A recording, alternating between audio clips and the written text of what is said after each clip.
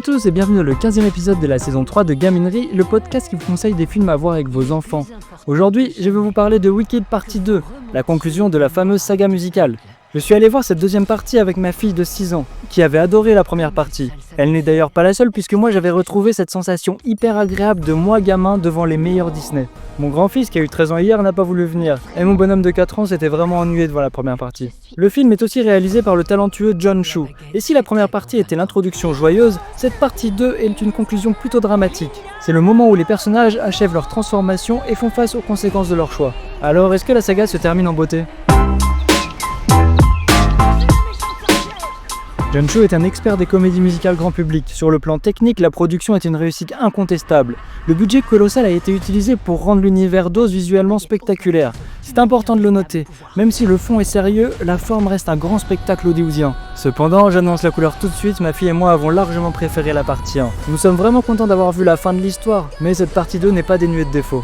Alors, avant d'aller plus loin, de quoi ça parle ? L'histoire reprend l'exil d'Elphaba, désormais perçue comme la méchante sorcière de l'Ouest, tandis que Glinda atteint le sommet de sa popularité.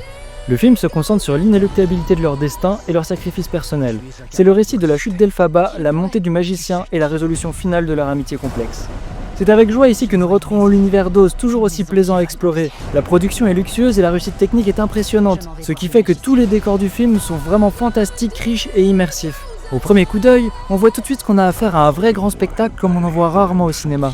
La performance des actrices est époustouflante. Le cœur et l'âme du film reposent sur le jeu des deux actrices principales. Cynthia Erivo incarne la rage et la solitude avec une intensité folle. De son côté, Ariana Grande apporte la nuance nécessaire à son personnage, évoluant de la futilité à la maturité. Leur chimie est l'encre émotionnelle qui rend ce drame crédible et émouvant. Mais l'accent sur le drame psychologique pose des problèmes de rythme.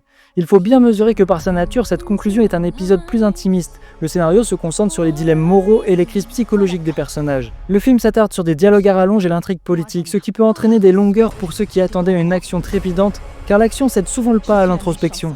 Mais pour moi, le plus gros défaut du film, ce sont les chansons, beaucoup moins festives, beaucoup moins accrocheuses que celles de la partie 1. Elles servent certes la tragédie et traduisent la colère et le sacrifice, mais là où dans la première partie on attendait chaque chanson avec impatience, ici on s'ennuie un petit peu lors de ces états d'âme chantés, car la musique est là pour soutenir le drame plutôt que d'en être le seul moteur. Donc Wicked partie 2 est un film puissant et nécessaire. Ce n'est pas le plus enthousiasmant des deux, car il sacrifie le rythme au profit de la profondeur, mais c'est une conclusion émotionnelle forte qui mérite d'être vue pour ses performances d'actrice et son message puissant sur l'amitié. Le film plaira plutôt aux jeunes ados de 12-13 ans et aux grands enfants comme moi. Et voilà, c'est terminé, abonnez-vous pour ne louper aucun épisode, que ce soit sur les plateformes de podcast ou ma chaîne YouTube.